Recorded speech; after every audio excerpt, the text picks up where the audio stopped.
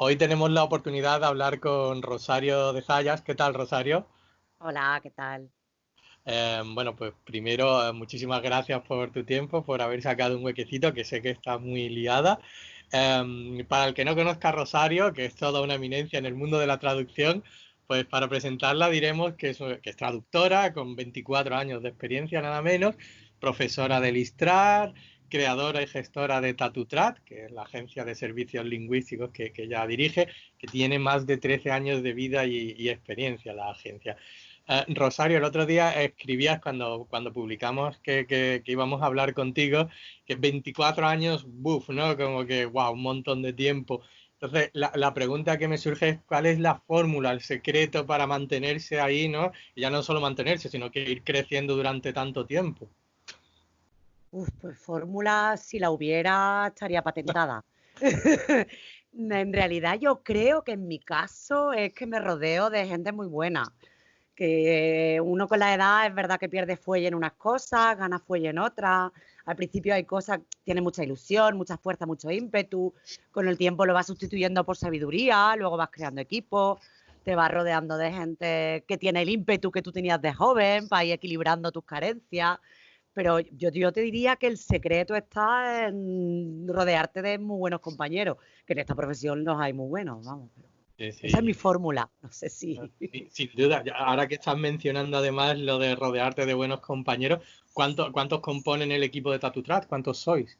Pues mira, en plantilla ahora mismo somos 10. También es verdad que esto fluctúa, porque tú sabes que nuestra forma de vida, muchos se van fuera a estudiar un máster de no sé qué y a lo mejor siguen trabajando como colaboradores externos, otros cambian de tercio y se han cambiado al marketing. Entonces, sí que es verdad que, pero eso va creando una red mucho más extensa, porque, por ejemplo, una antigua compañera de Tatutrat ahora es experta en marketing, con lo cual tiramos de ella siempre que hubiera algún cliente pidiendo algo más específico. Entonces, al final la red se hace mucho más grande, pero en plantilla somos 10. Ahora todos teletrabajando, pero 10. Sí, pero que es una cantidad importante bueno, de traductores o personas ligadas a los servicios lingüísticos. Una empresa, aunque se vea pequeña, que para el mundo de la traducción es bastante grande, ¿no? Además, vosotros estáis basados en Sevilla, ¿no? Sí, estamos en Sevilla, tenemos una oficina muy grande y muy bonita, aunque ahora está vacía. Y la verdad es que yo me consideraba una empresa pequeña, pero cuando empecé a irme a congreso y le decía a la gente, somos 12, somos 10 en plantilla, todo el mundo decía, qué grande. Claro. Porque parece mentira, pero empresas que conocemos grandísimas en plantilla son 6, Sí, sí, muchas no. veces. Claro, claro, por eso te lo comentaba, ¿no? Que incluso, vamos, yo estoy aquí en Berlín y cuando hablas de empresas que crees que aquí serán 200, pues son una cantidad entre 10, 30 personas, ¿no? O sea que por eso 10 y en Sevilla además, pues hombre, llama la atención, ¿no? Yo creo que también prueba del buen hacer que tienes y que tenéis. Y volviendo un poco a los años de profesión que llevas 24 años, como decíamos antes, eh, pienso que has visto la evolución de la traducción y las necesidades, los proyectos han ido cambiando. ¿Qué es lo que más te ha llamado la atención en estos 24 años? ¿O qué es lo que recuerdas así que digas, wow, cómo hemos cambiado, ¿no? Pues a lo mejor no te doy la respuesta que tú esperas, pero yo te diría que básicamente no ha cambiado mucho Ah, en bien. estos 24 años. Yo empecé utilizando Trados, dos, ya desde el mi primer proyecto ya fue con herramientas de ayuda a la traducción. Ten en cuenta que yo empecé como localizadora de software, yo empecé trabajando para IBM, cuando la oficina de Barcelona gestionaba proyectos a español y empecé freelance, yo era autónoma y fui aprendiendo. Sí que es cierto, lo que sí ha cambiado es la exigencia de competencias, para empezar. Yo recuerdo que a mí mis clientes me educaron, fueron mis clientes los que me enseñaron a utilizar las herramientas, a hacer controles de calidad, a ceñirme a las necesidades que tenían ellos. Era algo que hacía ya una vez trabajado. Yo había aprendido a traducir, Sí, pero sí. luego lo que era la destreza profesional, los mismos clientes tenían una paciencia infinita que hoy en día ya no tienen y te preparaban y te enseñaban todo. En realidad fueron ellos los que yo me hice localizadora porque aprendí con mis clientes. Hoy en Sí. día no es lo mismo. Entonces, ¿dirías que no hay muchas diferencias entre la forma de trabajar de cuando empezaste y la actual? Yo te diría que no, dentro del mundo, en el momento en el que yo empecé, es cierto que éramos pocos los que trabajamos así, porque entonces nos llamábamos localizadores de software. Sí. Ahora es que todos trabajamos con la misma dinámica. De hecho, por eso ya la localización, me acuerdo hace un par de años comiendo con Bert Esselink en Córdoba, lo hablábamos los dos, decía Bert, escribí un libro de algo que ya no existe, ¿no? Es como una ciencia que ya no existe. Yo le decía, no es que no exista, es que era todo el mundo el localizador. En realidad es que ya la profesión lo ha universalizado. Pero la dinámica de trabajo es muy similar. Yo no veo mucha diferencia con lo que yo hacía antes. Es verdad que otros compañeros que empezaron a lo mejor haciendo traducciones juradas nada más y no utilizaban herramientas, sí que habrán visto una evolución distinta. Es que incluso te diría que yo la posedición, la traducción automática, la llevo utilizando 12 años. Claro. Con lo cual es algo que también formaba parte del trabajo diario. Sí, yo esperaba que me dijeras la verdad, wow, sí, he visto una evolución tecnológica, un desarrollo, pero no, si además si ya empezaste con Trado, tengo una curiosidad, porque claro, estás hablando de localización, ¿utilizabais ya cuando empezaste a trabajar el término localizador o localización? Sí, mira, yo te puedo contar, yo de hecho soy de formación filóloga, yo estudié filología y luego hice el posgrado en traducción y luego hice algunos cursos de máster en Barcelona. Entonces, yo venía de una formación totalmente filológica y clásica, pero tenía una curiosidad en aquella época, te hablo de mediados de los 90, y es que yo era una friki de los ordenadores, que era un perfil muy raro en aquella época, mujer, filóloga, que le gusta mucho leer, le gusta la poesía, muy culturizada literariamente, y resulta que encima le gustan los ordenadores. Esa fue mi baza. Si tú me dijeras cuál fue el ingrediente que te metió en esto, fue que me gustaban las máquinas y me gustan los cables. Que no era un perfil muy habitual. Sí, ¿Sabes? Que también, yo soy de los 90, todo era mucho más tradicional, ¿no?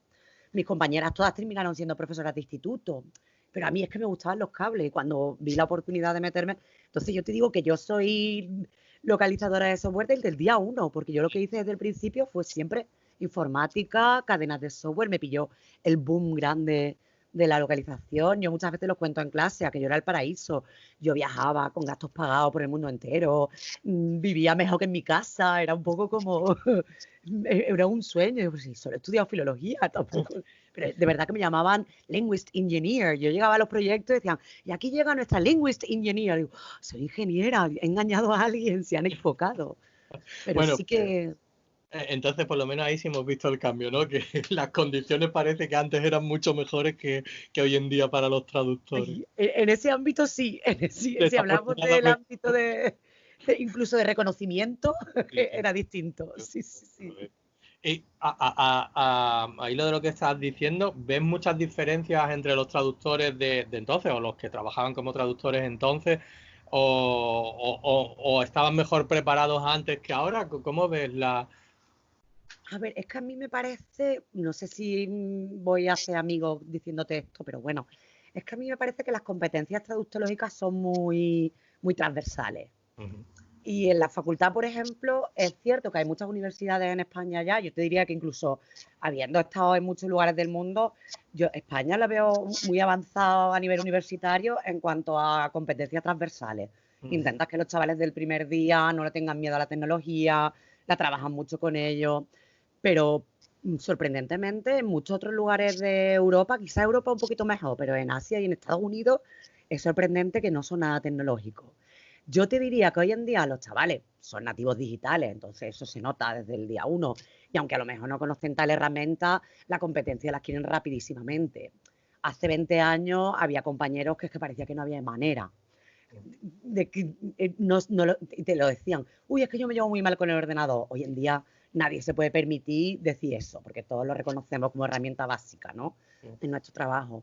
Sí que veo una diferencia, como te digo, en competencias tecnológicas, pero también te diría que veo una carencia traductológica, filológica, porque todos estos chavales que están muy bien, nunca se han enfrentado al folio en blanco. Todos han trabajado ya. Yo cuando me dicen los profesores de universidad, es que no sabemos cómo meter la posedición en el currículum en la universidad, les digo, no, si los chavales llevan poseditando el primer día. ¿Os creéis que algún alumno vuestro no se va al inglés o no? Pero, de hecho, es que ellos son poseditores nativos. Lo que les cuesta más trabajo es la parte creativa, la parte de surgir de la nada. Yo muchas veces hago el ejercicio de no podéis conectaros a internet, no podéis buscar en ningún sitio, porque eso ellos no están acostumbrados. Eso es lo que yo he hecho en falta, esa parte creativa de la nada surja algo bello sin apoyarte en muchas herramientas, que ellos sí las conocen.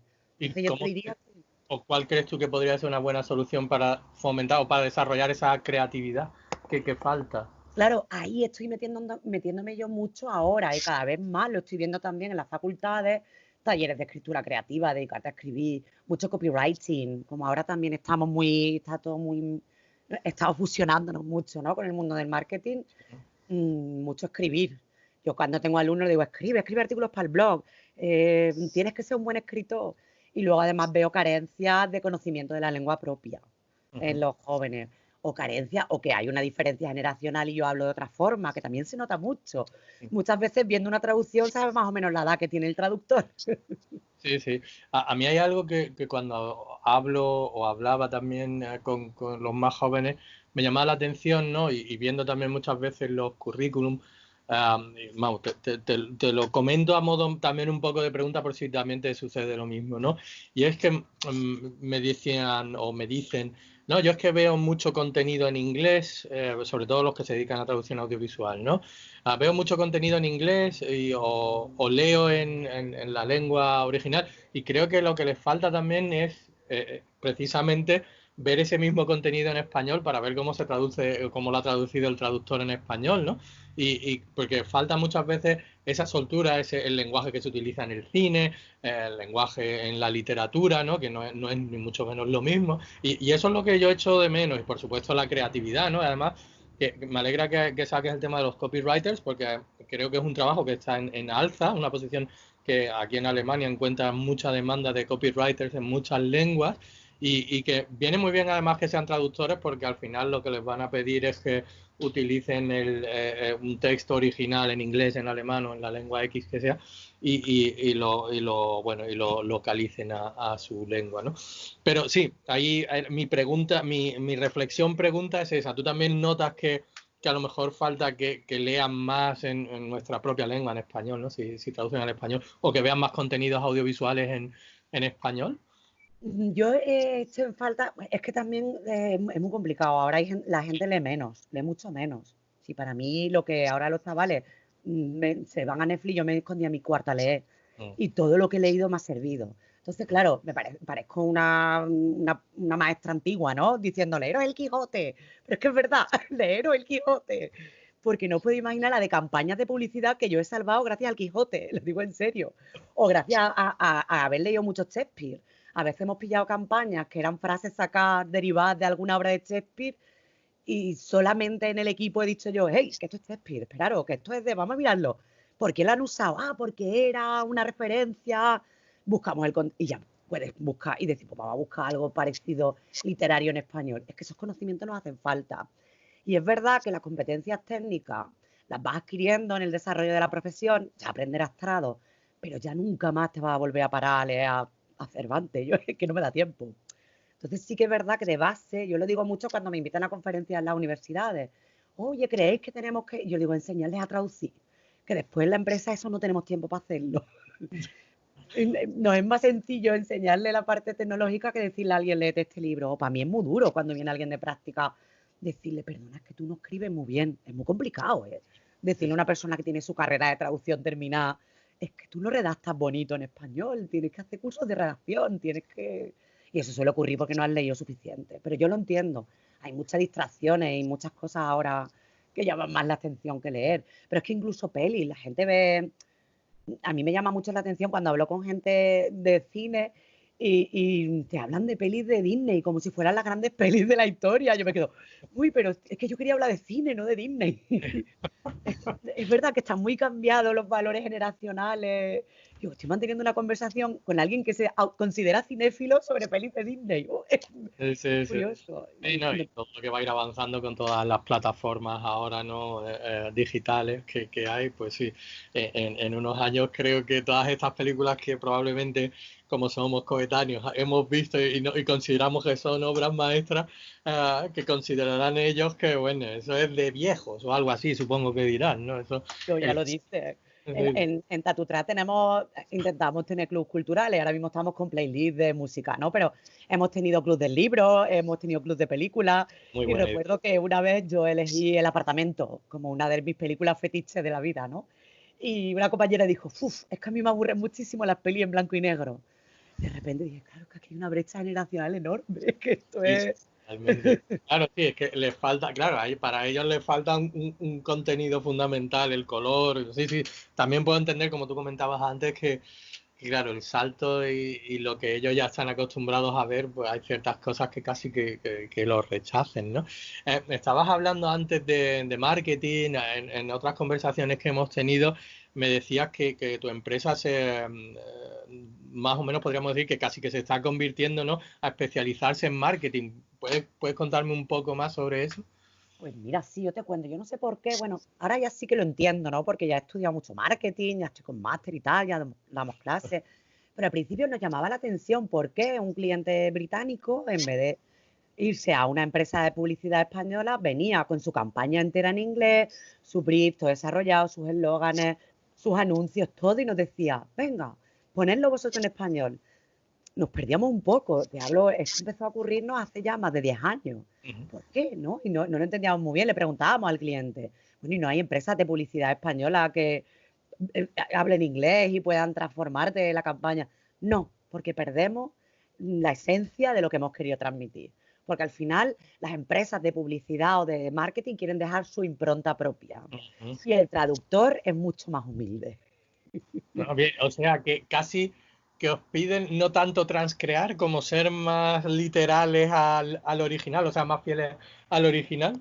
Mira, no, es que es muy curioso, porque cuando yo me he dado cuenta que cuando traduzco soy una proveedora del cliente, simplemente, pero cuando transcreo soy parte del equipo.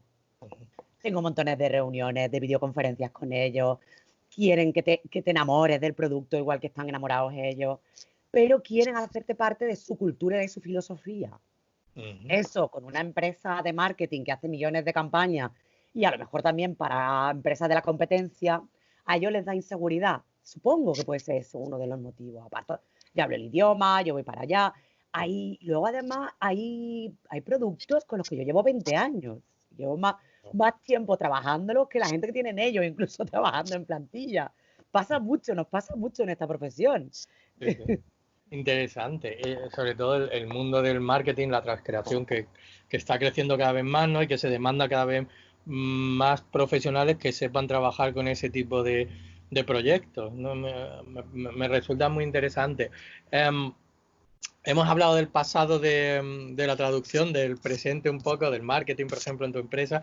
Am, ¿Cuál crees que es el futuro de la traducción? ¿Debemos preocuparnos por el uso de la inteligencia artificial y todas estas cosas o no?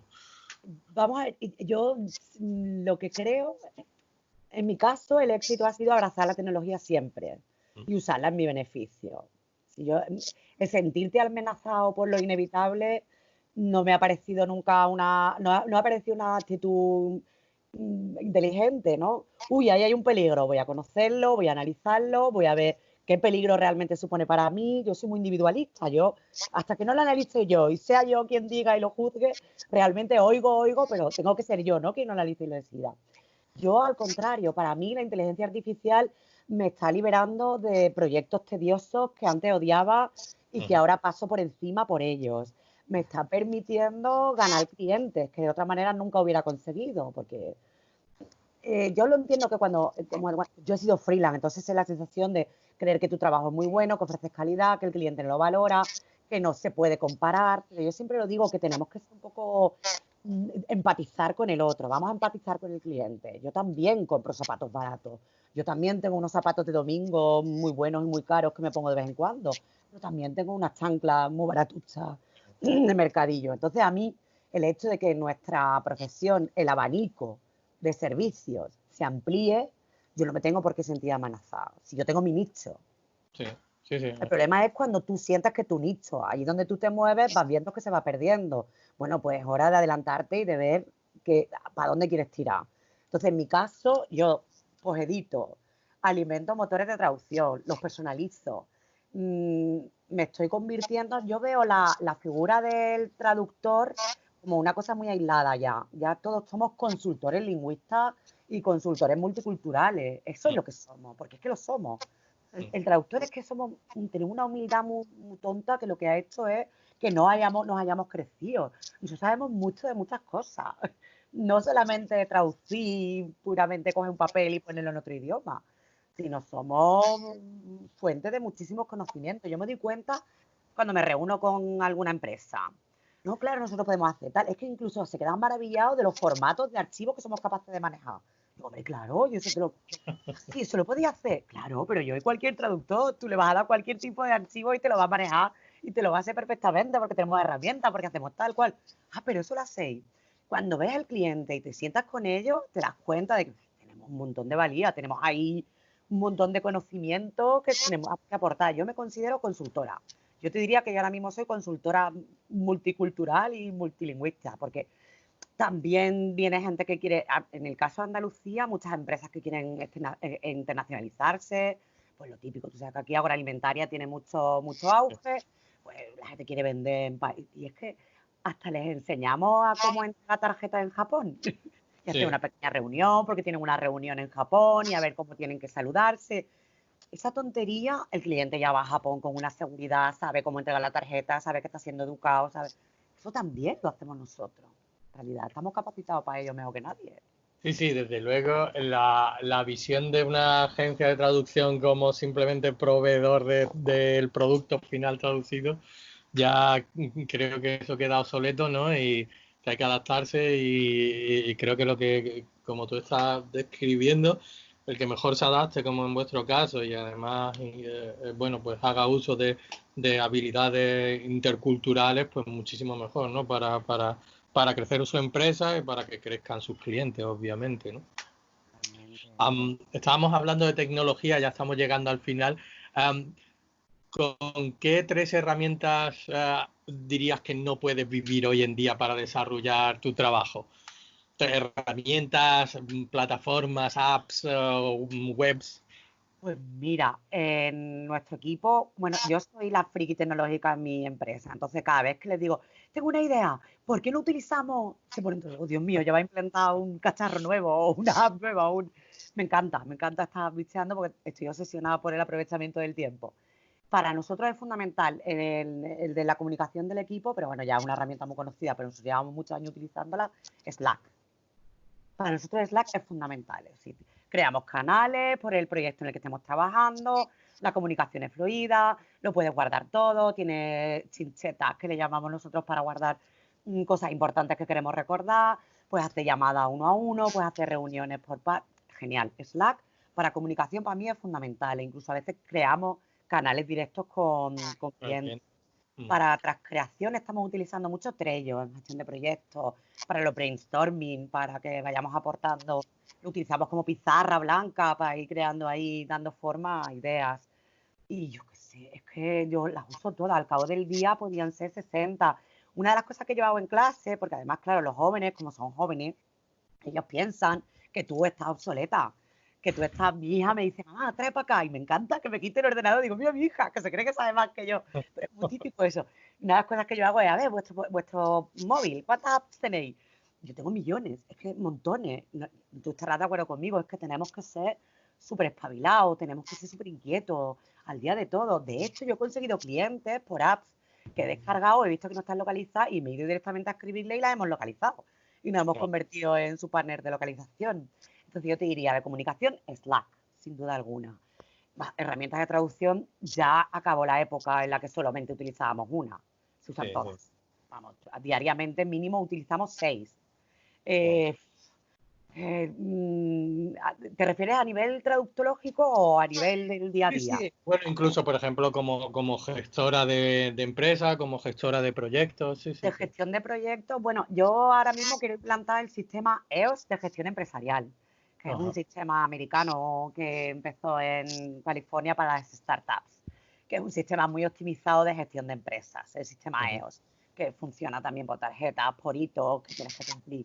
Y luego de gestión de proyectos fundamental. Nosotros tenemos una que no la usa tanto la gente ya, que se llama Projectex, pero nosotros le tenemos cariño porque la localizamos al español, porque directamente estamos en contacto con los desarrolladores y les proponemos mejoras y llevamos con ellos muchos años.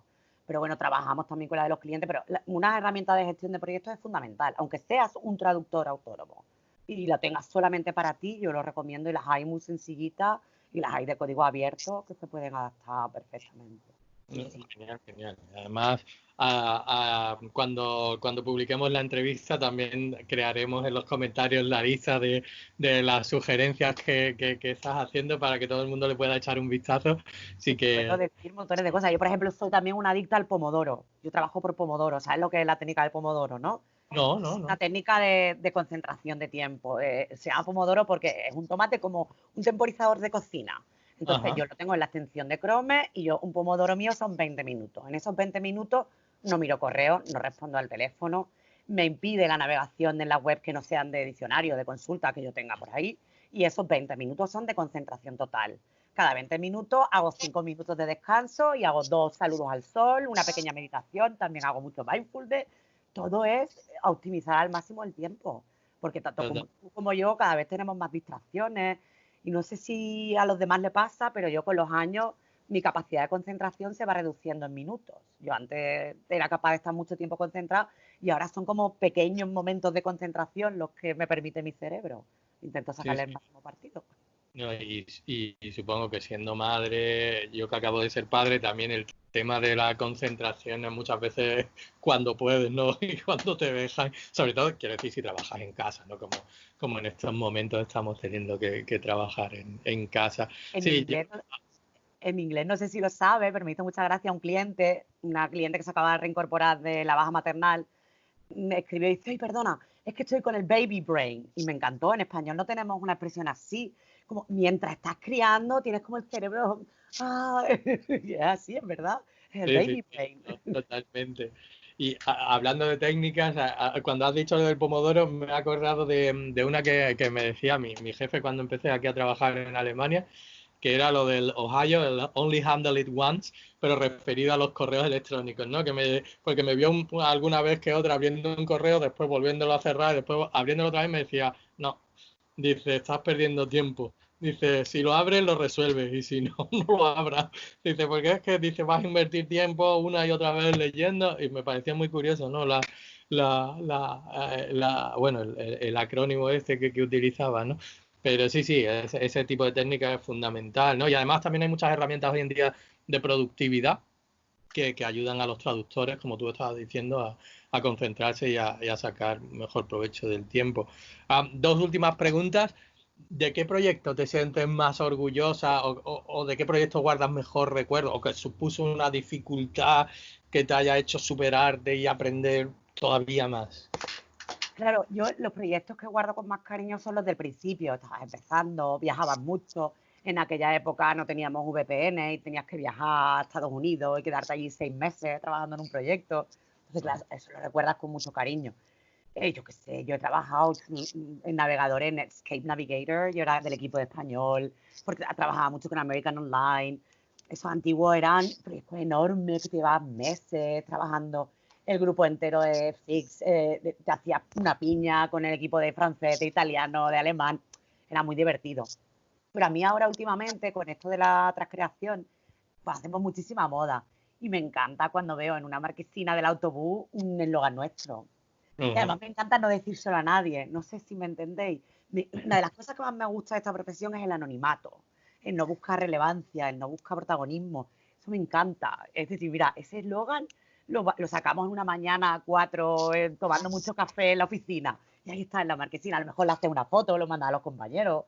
Tu familia lo sabe, pero no... Pero es lo que más me gusta. Así el anonimato de verme yo en la parada y decir, uy, eso lo hemos hecho nosotros. Esa sensación. Ahora que lo dices, yo le digo a mi compañera en el equipo de localización, Digo, mira, sí, digo que seamos invisibles en parte es muy positivo. Digo, lo negativo es cuando alguien empieza a percibir que la traducción algo chirría o algo está mal. Digo, mientras nadie se acuerde de nosotros es buena señal. Así que digo, que sigamos siendo invisibles para ciertas cosas está bien. Pero sí, sí, totalmente de acuerdo contigo, ¿no? La última pregunta es, porque nos lo preguntan mucho los que, bueno, los que nos escriben por redes sociales, por correo electrónico. ¿Qué le recomendarías a alguien que está empezando ahora o que está buscando su hueco en la industria? Mira, yo lo que recomiendo sobre todo, lo hemos comentado antes, es que sean muy transversales, muy transversales. El, que saquen partido de los conocimientos que tienen ellos que yo no tengo. Yo, por ejemplo, trabajamos en un proyecto con la Universidad de Bristol en el que están midiendo la productividad en posedición. Y es muy interesante porque está demostrado que los poseditores son mejores jóvenes que mayores. Los que somos más mayores no mantenemos el ritmo tan constante o porque estamos viciados, porque venimos de buscar la traducción perfecta de toda la vida y es difícil acostumbrarte a una dinámica nueva de trabajo. Pero buscar esas destrezas nuevas, novedosas que nos vamos a cubrir los veteranos, porque es verdad que abrirse camino teniendo a veteranos como yo, muchos otros, gente que lleva ya 8 o 9 años, es complicado. ¿Cómo metes cabeza? ¿No? Pues métela en esas cosas en las que todavía no están cubiertas.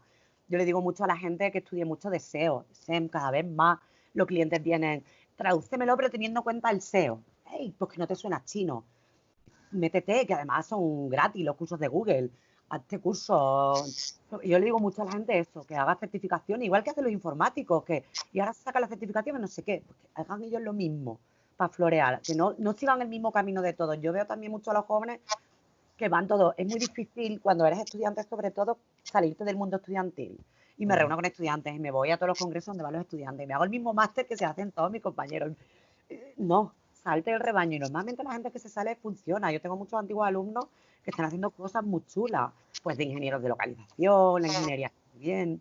En nuestro mundo también hace muchísima falta gente en ventas. Yo no sé si tú ves, pero hay montones de anuncios de grandes agencias de traducción buscando sales manager. Es verdad que a lo mejor la idiosincrasia española no le damos importancia a las ventas. Es como algo, no, vender Biblias por las casas. No sé, tenemos un poco ese concepto, pero las ventas es un mundo fascinante. Hombre, al final los traductores todos somos vendedores, todos nos vendemos. Sí, sí. Entonces, ahí hay un mundo y la gente que vende bien en nuestra industria, que conoce los entresijos, que es muy difícil conocer y vender algo que no conoces. Tú lo conoces, lo sabes, lo has trabajado, lo has estudiado. Somos los mejores vendiendo. Sí. Me alegra además que lo comentes porque siempre lo digo, ¿no? Que estudies traducción, interpretación, filología, tu destino no tiene por qué ser solamente ser traductor o profesor, ¿no? Hay un abanico ahí de oportunidades aquí en Alemania. Quizás, dependiendo de los países, pues puedes ver muchas más opciones que en otros. Pero, y también hablando con un Michele Cerioni, que se dedica aquí en Berlín, es un cazatalentos dentro del mundo de la traducción, y él mismo me comentaba, visto así, ¿no? Él me lo decía, él es traductor, estudió en italiano en Roma, dice, pero dice, el dinero no estaba en la traducción, dice, yo me metí a cazatalentos, dice, porque en ventas, en este tipo de negocios así, dice, se gana muchísimo más dinero que traduciendo. Dice, y como tú muy bien definías, dice, yo ya conozco la industria desde el lado del traductor, sé lo que quieren las empresas, dice, así que soy perfecto para poder buscar a la persona idónea que necesitan esas empresas, ¿no? Entonces, sí, totalmente de acuerdo contigo en que no nos limitemos, que seamos además transversales, como estabas diciendo, que nos sigamos formando, sigamos aprendiendo, yo creo que eso es fundamental, no solo porque nosotros estemos también del lado de los que ofrecen cursos, pero sí, porque, y además especializarte en distintas cosas, ¿no? Todo el mundo hay algo que me llama la atención, que todo el mundo quiere ser traductor audiovisual, que es Ay, ahora sí. donde pagan menos, creo yo, en toda la industria, debe ser de donde, excepto que sea un Kiko Rovira, ¿no? O alguien así que esté en una posición que lleve mucho tiempo y que sea muy, muy bueno, pero si no, si estás empezando, es muy difícil sobrevivir con las tarifas que hay, ¿no? Entonces, sí, mejor seguir tu consejo, diversifica, sigue aprendiendo y aprende cosas nuevas, Es que totalmente. además, yo no conozco ningún traductor que no haya hecho audiovisual alguna vez. Todos hemos subtitulado pelis, todos hemos hecho un guión de doblaje, todos hemos... Es que en realidad la especialización en traducción, yo no creo en ella, porque incluso temáticamente es verdad que si eliges un tema del que no has trabajado nunca, vas a tener que prepararte más, estudiar más, meterte más. Igual que un intérprete no dice yo solo interpreto de medicina, un intérprete va e interpreta. Se prepara de una manera, le llevará más o menos. Pero la especialización por temática nunca la he visto yo muy clara. Es verdad que la industria te va llevando y te va especializando, pero no eres tú el que dice del primer día, yo solamente voy a hacer arquitectura. A no ser que eres un arquitecto reconvertido a traductor, es otra cuestión, porque ya tienes Sí. con ese bagaje. Pues lo mismo me ocurre con la tecnología, la audiovisual, que es audiovisual, es que conoces 4 herramientas o 16, no le quito mérito, ¿eh? No digo que sea fácil, pero en realidad la destreza es complementaria a muchas otras.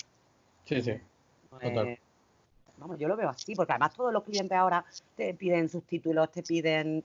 Es que yo cuando hago medicina hago una app médica, luego hago los tutoriales para usar la app, luego hacen los e-learning, los cursos de e-learning para los empleados y al final estás haciendo de todo y no has Efectivamente. salido de la médica. Sí, efectivamente. Yo en la empresa en la que ejerzo de gestor de traducción, tenemos todos los tipos de traducción que te puedas imaginar, desde software, marketing, hay transcreación, hay traducción técnica.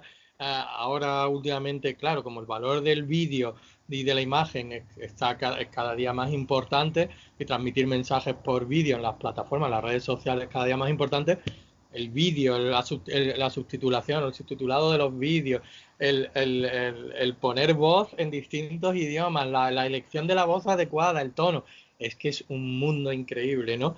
Y ya no solamente dentro de que nosotros nos dedicamos a hacer impresoras 3D, pero tienes que abarcar una cantidad de tipos distintos de traducción que, bueno, que pues yo por lo menos, a mí me encanta mi trabajo y lo hacen cada día más interesante, ¿no? Son desafíos, como tú ibas diciendo, aprender, buscar soluciones, nuevas herramientas para ayudar a los compañeros.